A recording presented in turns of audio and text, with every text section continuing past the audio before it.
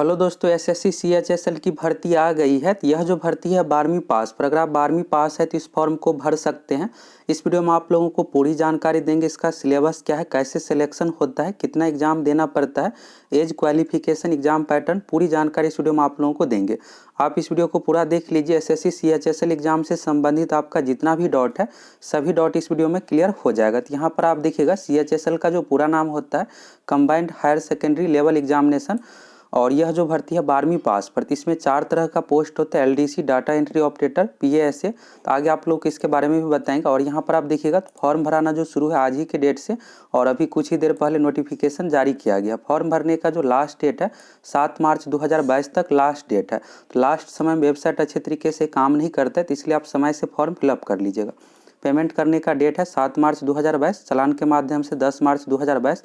अगर फॉर्म में किसी भी प्रकार का त्रुटि हो जाता है भरते समय तो आप इसमें करेक्शन भी कर सकते हैं 11 मार्च से लेकर के 15 मार्च 2022 तक। अब यहाँ पर यह भी सुविधा दी जाती है, और इसके लिए आप लोगों को पेमेंट भी करना पड़ेगा। आगे इसके बारे में बताएंगे। और सबसे पहले इसका टियर 1 एग्जामिनेशन होगा। यह एग्जाम ऑनलाइन होता है, तो मई 2022 में लिया जाएगा। और इसके बाद टियर 2 डिस्क्रिप्टिव एग्जाम, तो इसके बारे में बाद में आपको सूचना दी जाएगी। अब चलिए यहाँ पर देख लीजिए। तो पे स्केल के बारे में यहाँ पर है, तो इसमें अलग अलग पोस्ट है। Lower division clerk LDC post हो गया, और यह 12वीं पास पर है। इसके बाद यहाँ पर जूनियर सेक्रेटरिएट असिस्टेंट जेएसए का पोस्ट हो गया। तो ये दोनों जो पोस्ट है पे लेवल 2, और इसी के अकॉर्डिंग आप लोगों को सैलरी मिलेगा। तो इसमें सैलरी कितना मिलेगा, तो जब आप ज्वाइन कीजिएगा तो 30 से 32 हज़ार आप लोगों को सैलरी मिलेगा। इसके बाद यहाँ पर पोस्टल असिस्टेंट इसी के अंतर्गत पोस्ट है। तो यह जो है पोस्ट ऑफिस से संबंधित है, और लेवल 4 के अंतर्गत यहाँ पर है। तो इसमें लगभग आप लोगों को 40 हज़ार सैलरी मिलेगा। तो यानी ठीक 10 हज़ार का इसमें अंतर है। इसके बाद यहाँ पर देखिएगा डाटा एंट्री ऑपरेटर का है। तो डाटा एंट्री ऑपरेटर यह भी लेवल 4 का है, तो इसमें भी लगभग आप लोगों को 40 हज़ार सैलरी मिलेगा। इसके बाद है data entry operator grade A है, और यहाँ भी लेवल 4 है। तो सैलरी के बारे में यहाँ से आप लोगों को समझ में आ गया। अब यहाँ पर वैकेंसी के बारे में है। तो एसएससी की जो भी भर्ती दी जाती है तो उस समय वैकेंसी के बारे में नहीं बताया जाता है। कुछ दिनों के बाद एसएससी का ऑफिशियल वेबसाइट पर कैंडिडेट कॉर्नर सेक्शन में टेंटेटिव वैकेंसी सेक्शन है, वहाँ पर अपलोड की जाती है। तो सीएचएसएल में हर बार लगभग 6000 के लगभग में पद रहता है, तो इस बार लगभग 6000 पद रहेगा। इसके बाद यहाँ पर रिजर्वेशन के बारे में दिया हुआ है, जिस अकॉर्डिंग सभी एग्जाम में रिजर्वेशन का लाभ मिलता है, इसमें भी आप लोगों को मिलेगा। और यहाँ पर पीडब्ल्यूडी यानी दिव्यांग अभ्यर्थियों के बारे में दिया हुआ है। तो यहाँ पर आप देख सकते हैं क्या सब यहाँ पर है और कैसे क्या है फॉर्म फिलअप के बारे में। और अगर आप भारतीय नागरिक है तो इस फॉर्म को भर सकते हैं, यानी यह ऑल इंडिया लेवल पर जॉब है। इसमें कटअप भी ऑल इंडिया लेवल पर जाता है। अगर आप किसी भी राज्य से आते हैं तो इस फॉर्म को भर सकते हैं। अब चलिए यहाँ पर एज के बारे में समझ लीजिए। तो एज जो काउंट किया जा रहा है 1 जनवरी 2022 से, यानी 1 जनवरी 2022 तक अगर आपका एज 18 साल कंप्लीट हो गया है, और फॉर्म भरने की अंतिम तिथि तक अगर आप 12वीं पास कर गए हैं किसी भी विषय से, साइंस, आर्ट, कॉमर्स, कोई भी इस फॉर्म को भर सकते हैं, या 12वीं लेवल का कोई भी डिग्री है तो इस फॉर्म को आप भर सकते हैं। तो एज 18 साल होना चाहिए 1 जनवरी 2022 तक, और 12वीं पास होना चाहिए। अधिकतम उम्र का जो कंडीशन 18 से 27 साल एज लिमिट है, और साथ में यहाँ पर कैटेगरी वाइज उम्र में छूट भी है। अगर आप जनरल कैटेगरी से आते हैं तो 1 जनवरी 2022 तक मैक्सिमम 27 साल होना चाहिए। ओबीसी के लिए 30 साल यानी 3 साल का छूट है। SC ST के लिए 32 साल। तो यहाँ पर आप देख सकते हैं SC ST का 5 साल का छूट है, ओबीसी का 3 साल का छूट है, पीडब्ल्यूडी यानी दिव्यांग अभ्यर्थियों का 10 साल का छूट है, एक्स सर्विसमैन का यहाँ पर सारा कुछ दिया हुआ है, तो इसको आप देख सकते हैं। यहाँ से एज आप लोगों को क्लियर हो गया। अब यहाँ पर आगे का देख लीजिए। यहाँ पर सर्टिफिकेट फॉर्मेट के बारे में दिया हुआ है। तो जो भी यहाँ पर ओबीसी या जो भी है सरकार की ओर से जो भी गाइडलाइंस जारी की जाती है फॉर्मेट, उसी अकॉर्डिंग आपका सर्टिफिकेट होना चाहिए। और आप कोशिश कीजिएगा ओबीसी सर्टिफिकेट, अगर आप यहाँ पर ओबीसी कैटेगरी से या फिर EWS SC ST से फॉर्म फिलअप कर रहे हैं तो अभी आप बना लीजिएगा। यहाँ पर देखिएगा तो डेट मेंशन कर दिया गया 7 मार्च 2022। तो यानी फॉर्म भरने की अंतिम तिथि तक आपके पास सभी सर्टिफिकेट होना चाहिए। तो आप बना लीजिएगा, अभी 1 महीने का समय है, बन जाएगा। अब यहाँ पर देख लीजिए एस्क्राइब के बारे में। तो एस्क्राइब यानी जिसको दिखाने में प्रॉब्लम होता है, तो इस एग्जाम में रहता है कि 20 मिनट आपको एक्स्ट्रा समय दिया जाएगा और आप किसी को अपने साथ ले जा सकते हैं। तो इसी के बारे में यहाँ पर है। अब यहाँ पर एसेंशियल क्वालिफिकेशन देख लीजिए, यानी शैक्षणिक योग्यता। तो फॉर्म भरने की अंतिम तिथि 7 मार्च 2022 तक 12वीं पास होना चाहिए। तो यहाँ पर LDC, JSA, PSA और डाटा एंट्री ऑपरेटर जो पोस्ट है इसके लिए जो रखा गया 12वीं पास, यानी 12वीं लेवल का कोई भी डिग्री है, साइंस, आर्ट, कॉमर्स, किसी भी विषय से 12वीं पास है तो फॉर्म भर सकते हैं। लेकिन इसमें सिर्फ एक ही पोस्ट के लिए कंडीशन है, data entry operator data entry operator CAG department से संबंधित जो पोस्ट है इसमें 12वीं साइंस मांगा जाता है। बाकी अन्य पोस्ट एलडीसी और इसमें बहुत कम ही सीट रहता है। जो सीएजी डिपार्टमेंट से संबंधित है सबसे अधिक जो पोस्ट रहता है पीएसए का, लगभग 3000 सीट रहता है। इसके बाद एलडीसी हो गया, जेएसए का भी, ये सब भी अच्छा खासा सीट रहता है। तो यानी ये सब के लिए सिर्फ 12वीं रखा गया है और सिर्फ सीएजी डिपार्टमेंट से संबंधित साइंस मांगा गया है। तो यहाँ से आप लोगों को क्लियर हो गया और फॉर्म भरने की अंतिम तिथि तक 12वीं पास होना चाहिए।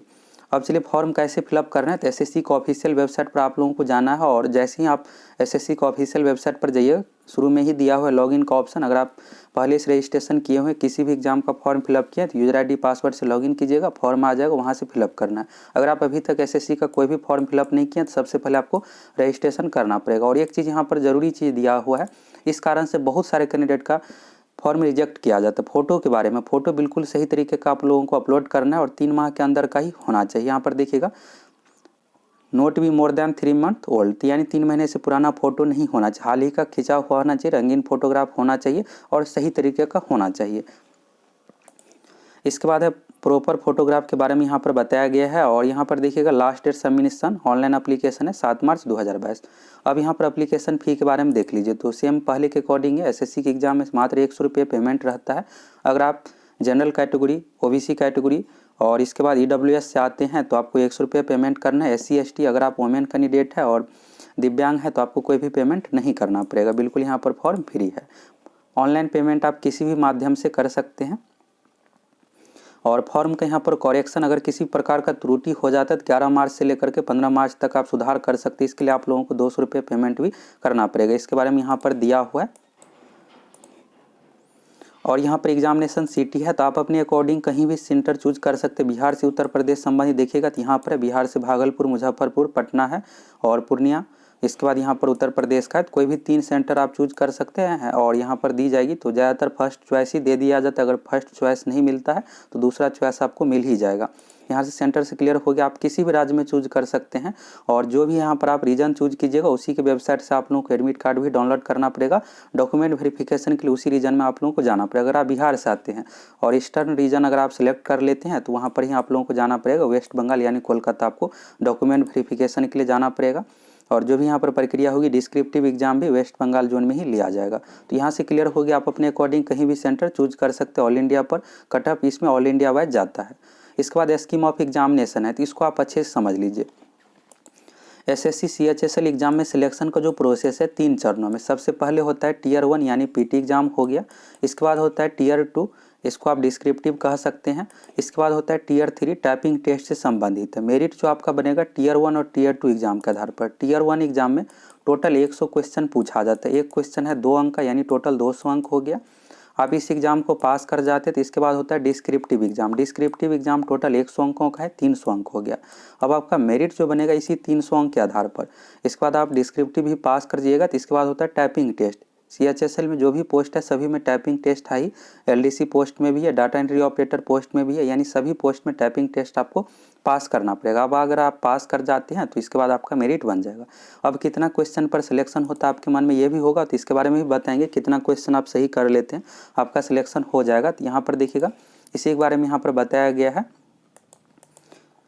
और इसके बाद यहाँ पर देखिएगा टीयर 2 एग्जाम में, तो टीयर 2 एग्जाम में टोटल 100 क्वेश्चन पूछा जाता है। एक क्वेश्चन है 2 अंक का, यानी टोटल 200 अंकों की परीक्षा है। और यह जो परीक्षा ली जाएगी कंप्यूटर बेस्ड टेस्ट यानी ऑनलाइन परीक्षा ली जाएगी। इंग्लिश से 25 क्वेश्चन पूछा जाता है, 50 मार्क्स का है। जनरल इंटेलिजेंस यानी रीजनिंग से 25 क्वेश्चन, क्वान्टिटिव एप्टीट्यूड यानी मैथ से 25 क्वेश्चन, जनरल अवेयरनेस से 25 क्वेश्चन।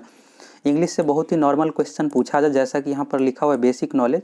रीजनिंग से भी ठीक ठाक पूछा जाता है। अगर आप प्रीवियस ईयर कंप्लीट कर लेते हैं तो 25 में से आप आसानी से 22 आसानी से बना सकते हैं, 25 का 25 भी बना सकते हैं। बाकी इसमें होता क्या है कि समय का कमी पड़ जाता है। मात्र 60 मिनट का समय है, 1 घंटा का समय। जितना आप स्पीड में बनाइएगा उस अकॉर्डिंग आप क्वेश्चन अटैम्प्ट कर पाइएगा। समय के कारण से रीजनिंग में भी आपको कुछ क्वेश्चन छूट सकता है, मैथ में भी। बाकी इसमें आप कहिएगा बहुत टफ रहता है, तो बहुत टफ नहीं रहता है क्वेश्चन। इसके बाद यहाँ पर क्वांटिटिव एप्टीट्यूड है तो मैथ हो गया 25 क्वेश्चन। तो मैथ में 20 क्वेश्चन नॉर्मल रहता है, बाकी 5 क्वेश्चन हार्ड दिया जाता है, तो समय बचेगा। अगर आप अच्छे से तैयारी किए हैं तो इस 5 को भी बना सकते हैं। इसके बाद यहाँ पर जनरल अवेयरनेस जीके हो गया। तो इस जीके में करेंट अफेयर्स भी शामिल है। तो करेंट अफेयर्स से 7 से लेकर 10 क्वेश्चन तक पूछा जाता है।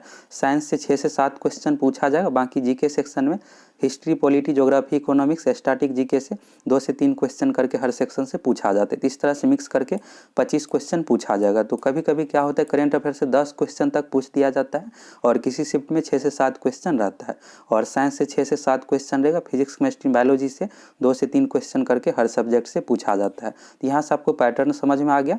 और समय जो इसके लिए दिया जाएगा 60 मिनट। निगेटिव मार्किंग भी 1/4 निगेटिव मार्किंग है। अगर आप 4 क्वेश्चन गलत करते तो एक आपका सही क्वेश्चन का मार्क्स कट हो जाएगा। इसके बारे में यहाँ पर है, एक क्वेश्चन देखिएगा तो 2 मार्क्स का है और निगेटिव मार्किंग 0.5 है, यानी 1/4 निगेटिव हो गया। और इसमें नॉर्मलाइजेशन भी किया जाएगा, एग्जाम एक से अधिक शिफ्ट में लिया जाता है। इसके बाद एग्जाम हो जाएगा तो आंसर की जारी किया जाता है। अगर आंसर की में किसी प्रकार का त्रुटि है तो 100 रुपये आपको पेमेंट करना पड़ेगा। इसके बाद फाइनल आंसर की के अकॉर्डिंग यहाँ पर नॉर्मलाइजेशन मार्क्स के आधार पर रिजल्ट दिया जाता है। इंग्लिश के बारे में यहाँ पर आप देख सकते हैं, इंग्लिश का पूरा सिलेबस दिया हुआ है और इसको आप देख सकते हैं। इंग्लिश में बहुत ही बेसिक क्वेश्चन पूछा जाता है, यहाँ पर जो भी टॉपिक है उसी के अकॉर्डिंग। इसके बाद रीजनिंग का जितने भी टॉपिक है सभी से पूछा जाता है। तो रीजनिंग के लिए आपको ये सब टॉपिक तो कंप्लीट कर ही लेना है, साथ में आप प्रीवियस ईयर 2-3 साल का कंप्लीट कर लीजिए। सेम प्रीवियस ईयर के पैटर्न पर पूछा जाता है। अगर आप 2-3 साल के एग्जाम का CHSL हो गया, MTS और CGL एग्जाम का रीजनिंग कंप्लीट कर लेते हैं तो इसी से आपका 25 में से 25 क्वेश्चन कंप्लीट हो जाएगा। इसके बाद यहाँ पर मैथ का है, तो मैथ का टॉपिक आप देख सकते हैं, इसी अकॉर्डिंग पूछा जाता है। मैथ में कुछ यहाँ पर एडवांस मैथ से टफ क्वेश्चन रहता है, 25 में से 5 क्वेश्चन टफ रहेगा, बाकी 20 क्वेश्चन नॉर्मल ही रहता है, जिस अकॉर्डिंग प्रीवियस ईयर का है। और अगर आपको समय बच जाएगा तो आप अगर फास्ट में बनाते हैं तो 25 का 25 भी बना सकते हैं। समय की कमी के कारण से यहाँ पर आपको कुछ क्वेश्चन छूट सकता है। तो यहाँ से आप लोगों को समझ में आ गया। और यहाँ पर आप टॉपिक देख सकते हैं, मेंसुरेशन, ट्रिगोनोमेट्री और इसके बाद स्टैटिक्स, सांख्यिकी हो गया, ज्योमेट्री, अलजेब्रा, इन्हीं सब टॉपिक से सेम सिलेबस के अकॉर्डिंग ही क्वेश्चन पूछा जाता है। जीके में यहाँ पर, तो जीके में जैसा कि शुरू में भी आप लोगों को बताया कि साइंस हो गया, करेंट अफेयर्स, और जीके सेक्शन में history, polity, geography, economics, static, GK संबंधित मिला करके 25 क्वेश्चन पूछा जाए। करेंट अफेयर्स में 7 से लेकर 10 क्वेश्चन, साइंस में 6 से 7 क्वेश्चन, और जो भी जीके सेक्शन में हिस्ट्री, पॉलिटी, ज्योग्राफी, इकोनॉमिक्स है सभी सेक्शन से 2 से 3 क्वेश्चन करके पूछा जाएगा। अब सबसे पहले आपको टियर 1 एग्जाम देना है। टियर 1 एग्जाम में टोटल 100 क्वेश्चन पूछा जाएगा। लगभग इसमें आप 75 क्वेश्चन बना लेते हैं, 70 से 75 क्वेश्चन, तो आपका मेरिट बन जाएगा। इसमें नॉर्मलाइजेशन भी होता है। अगर आपके शिफ्ट में हार्ड क्वेश्चन आ गए, मान लीजिए आप 65 ही क्वेश्चन अटैम्प्ट कर पाते हैं, नॉर्मलाइजेशन में आपका क्या होगा कि यहाँ पर 10 से 15 नंबर तक बढ़ जाएगा। तो 165 यानी इसका ठीक डबल कर दीजिए मार्क्स में आप। तो 165 के यहाँ पर 65 का डबल हो गया 130। तो अगर 130-40 नंबर तक आपका आ जाता है, नॉर्मलाइजेशन में बढ़ के लगभग 150 नंबर आ जाएगा और आपका सिलेक्शन हो जाएगा टियर 1 में। इसके बाद होता है descriptive exam. Descriptive exam total 100 अंकों का है। यह जो होता है, जिस तरह से आप बोर्ड एग्जाम देते हैं 10वीं 12वीं का, पेन एंड पेपर मोड में कॉपी पर आपको लिखना पड़ेगा। इसमें 2 क्वेश्चन आपसे पूछा जाएगा और 2 क्वेश्चन का आपको जवाब देना है। एक रहता है एसे का क्वेश्चन, एसे यानी निबंध हो गया, लिखना है। एक रहता है लेटर एप्लीकेशन, लेटर एप्लीकेशन आपको लिखना है। और आप प्रीवियस ईयर का क्वेश्चन भी देख सकते हैं, हम आप लोगों को प्रीवियस ईयर का क्वेश्चन भी प्रोवाइड करवाएंगे। अगर आप सभी चैनल पर नए हैं तो जरूर सब्सक्राइब करके जुड़िए। कैसे क्या तैयारी करना है इसके बारे में भी आप लोगों को बताएंगे। इसमें 2 क्वेश्चन हो गया, एक क्वेश्चन रहता है 50 अंक का, यानी 50-50 100 अंक हो गया, और 2 क्वेश्चन हो गया। तो यहाँ से आपको समझ में आ गया। इसके बारे में यहाँ पर स्पष्ट दिया हुआ है, इसको आप पढ़ सकते हैं। और इसके लिए समय जो दिया जाएगा 60 मिनट 1 घंटा का समय दिया जाएगा। इसमें आपको कम से कम 33% मार्क्स लाना पड़ेगा। और इसमें मार्क्स कितना मिलता है, तो 55 से लेकर के 60 मार्क्स मिलेगा। एवरेज 60 मार्क्स कैंडिडेट का आता है। कुछ ही कैंडिडेट ऐसे रहते हैं जिसका 70+ दिया जाता है, नहीं तो 55 से लेकर 60-65 तक ही कैंडिडेट का मार्क्स रहता है। तो यानी आपको अच्छा स्कोर जो करना पड़ेगा टियर 1 एग्जाम में ही। अगर आप लगभग 75 क्वेश्चन टियर 1 एग्जाम में सही कर लेते हैं तो आपका 150 नंबर हो गया, और इधर 60 से 65 नंबर मिल करके फिर आपका फाइनली मेरिट बन जाएगा। डिस्क्रिप्टिव एग्जाम जो है, इसको आप हिंदी इंग्लिश किसी एक भाषा में लिख सकते हैं, और इसमें बहुत सारा भाषा MTS की तरह नहीं दिया जाएगा। इसमें सिर्फ आप हिंदी में लिख सकते हैं या फिर इंग्लिश में लिख सकते हैं। इसके बाद यहाँ पर और भी चीज़ें देख सकते हैं, जैसे आपको डिस्क्रिप्टिव एग्जाम के जो कॉपी रहेगा उस पर आपको लेफ्ट हैंड थंब इम्प्रेशन देना है। अगर आप अंगूठा निशान नहीं देते रिजेक्ट कर दिया जाएगा। इसके बाद यहाँ पर सिग्नेचर करना भूल जाते, रोल नंबर सही से फिलअप नहीं करते हैं तो आपको डिस्क्वालीफाई कर दिया जाएगा। और UFM है, यानी अनफेयर मीन्स अगर आप एग्जाम में चीटिंग करते हैं, आंसर या कुछ भी लिख कर जाते हैं, अपना कुछ भी एड्रेस यहाँ पर लिखते हैं, जैसे लेटर ही लिखना है तो लेटर में आप अपना नाम का कहीं भी जिक्र नहीं कीजिएगा, एड्रेस का जिक्र नहीं कीजिएगा, XYZ इस तरह से लिखना पड़ेगा आपको। अगर कहीं भी नाम मेंशन करना है तो उसके जगह पे XYZ ABC इस तरह से लिखना पड़ता है। अगर आप कुछ भी पर्सनल जानकारी लिखते हैं कॉपी पर, आपको सीधे रिजेक्ट कर दिया जाएगा, UFM कर दिया जाएगा, 0 मार्क्स आपको मिलेगा, रिजेक्ट कर दिया जाएगा। इसके बाद होता है टियर 3 स्किल टेस्ट होता है, टाइपिंग टेस्ट। इसमें आप लोगों को पास करना है सिर्फ, और इसके बारे में यहाँ पर आप देख लीजिए। टाइपिंग टेस्ट जो मांगा जाता है, इंग्लिश में 30 शब्द प्रति मिनट और इंग्लिश में मांगा जाता है 35 शब्द प्रति मिनट, यानी 1 मिनट में आपका 35 वर्ड मिनट स्पीड रहना चाहिए। और हिंदी में 30 शब्द मांगा जाता है। तो इसी के बारे में यहाँ पर दिया हुआ है। डाटा एंट्री ऑपरेटर का अलग क्राइटेरिया है, इसके बारे में यहाँ पर आप देख सकते हैं। और इसके बाद एलडीसी पोस्ट से संबंधित देख लीजिए, तो एलडीसी के बारे में यहाँ पर दिया हुआ है। हिंदी में होना चाहिए 30 वर्ड पर मिनट और इंग्लिश में होना चाहिए 35। तो इंग्लिश में थोड़ा सा अधिक रहता है, 5 वर्ड पर मिनट अधिक रहता है। और यहाँ पर के डिप्रेशन के बारे में है, तो इसको आप देख सकते हैं, के डिप्रेशन। इसके बाद यहाँ पर देखिएगा स्क्राइब के बारे में कंडीशन है। और यहाँ पर देख लीजिए एडमिशन टू द एग्जामिनेशन। तो सबसे पहले आपको एसएससी का ऑफिशियल वेबसाइट से फॉर्म फिलअप करना है। इसके बाद आपको CBT 1 एग्जाम देना है, CBT 2 देना है। इसके बारे में यहाँ पर दिया हुआ है। और यहाँ पर डॉक्यूमेंट वेरिफिकेशन, एग्जामिनेशन हॉल में जाने के लिए आपको original valid photo ID proof लेकर जाना पड़ेगा, जिसमें डेट ऑफ बर्थ सही तरीके से मेंशन हो।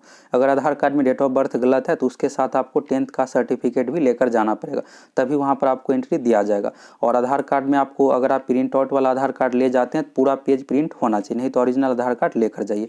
कोई भी यहाँ पर एक डॉक्यूमेंट आप लेकर जा सकते हैं। इसी के बारे में यहाँ पर दिया हुआ है।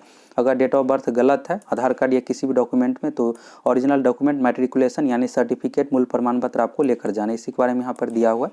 तो जो भी नोटिफिकेशन मूल बातें हम आप लोगों को बता देते हैं, जिससे आप लोगों को दिक्कत ना हो। डॉक्यूमेंट वेरिफिकेशन के बारे में यहाँ पर है, Tier 1 Tier 2 पास कर जाते हैं, स्किल टेस्ट पास कर जाते हैं, इसके बाद आपका मेरिट बनेगा।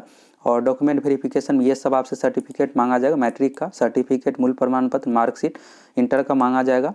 इसके बाद अगर आप रिजर्वेशन का लाभ लिए, जिस भी कैटेगरी से आते हैं, SC ST OBC WS से आते हैं, तो इसका भी सर्टिफिकेट आपको देना पड़ेगा। इसके बाद यहाँ पर अगर आप किसी भी जॉब में है तो नो ऑब्जेक्शन सर्टिफिकेट देना पड़ेगा। दिव्यांग अभ्यर्थी, दिव्यांग से संबंधित सर्टिफिकेट देना पड़ेगा। ये सब यहाँ पर कंडीशन है। पोस्ट प्रीफरेंस, तो जब आप डॉक्यूमेंट वेरिफिकेशन के लिए जाते हैं तो उस समय पोस्ट प्रीफरेंस भी भरवाया जाता है, उस अकॉर्डिंग मार्क्स के अकॉर्डिंग आपको पोस्ट प्रीफरेंस मिलेगा। मोड ऑफ सिलेक्शन के बारे में आप लोगों को शुरू में भी बता दिए कि Tier 1 होता है, Tier 2 होता है, Tier 3 यानी स्किल टेस्ट होता है। मेरिट जो आपका बनेगा Tier 1 में टोटल 100 क्वेश्चन पूछा जाता है। एक क्वेश्चन है 2 अंक का, यानी टोटल 200 अंक हो गया। और 100 अंक का डिस्क्रिप्टिव होता है। डिस्क्रिप्टिव में 2 क्वेश्चन रहेगा, 50 अंक का, एक ऐसी रहेगा, 50 अंक का लेटर रहता है। 2 लिखना पड़ेगा क्वेश्चन आपको, और इसमें लगभग 60 से 65 नंबर आपको मिल जाएगा। ये 300 अंक हो गया। इसी 300 अंक के आधार पर आपका मेरिट बनेगा। Tier 3 जो होता है ये सिर्फ स्किल टेस्ट, टाइपिंग टेस्ट है, यानी टाइपिंग पास कीजिए और इसके बाद इन दोनों का मार्क्स जोड़ करके आपका फाइनली मेरिट बन जाएगा। इसी के बारे में यहाँ पर दिया हो, इसको आप पढ़ सकते हैं। अगर 2 कैंडिडेट का मार्क्स समान होता है तो उस कंडीशन में क्या किया जाएगा, तो उस कंडीशन में Tier 2 का मार्क्स देखा जाएगा। इसके बाद अगर ये भी समान रहता है, डेट ऑफ बर्थ देखा जाएगा, ये भी समान रहता है तो नाम यहाँ पर देखा जाएगा। और यहाँ पर मैल प्रैक्टिस, यानी अगर आप चीटिंग एग्जाम में करते हैं तो 2 साल के लिए आपको बैन किया जाएगा। अलग अलग कंडीशन में यहाँ पर है। अगर आप एग्जाम में चीटिंग करते हुए पकड़े जाते, कुछ भी अपने साथ ले जाते हैं, तो इसके बारे में यहाँ पर अलग अलग है।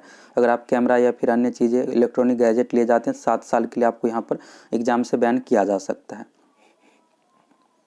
अगर किसी भी प्रकार की कोई समस्या होती है, अगर आप कोर्ट केस करना चाहते हैं तो इससे संबंधित यहाँ पर दिया हुआ, इसके बारे में देख सकते हैं आप, रीजनल कंसर्ट दिया हुआ है। इसके बाद यहाँ पर डिस्क्वालिफिकेशन आपको किया जा सकता है अगर आप सही तरीके से फॉर्म फिलअप नहीं करते, कुछ भी गलत जानकारी देते हैं, कुछ भी जानकारी आप छुपाते हैं तो।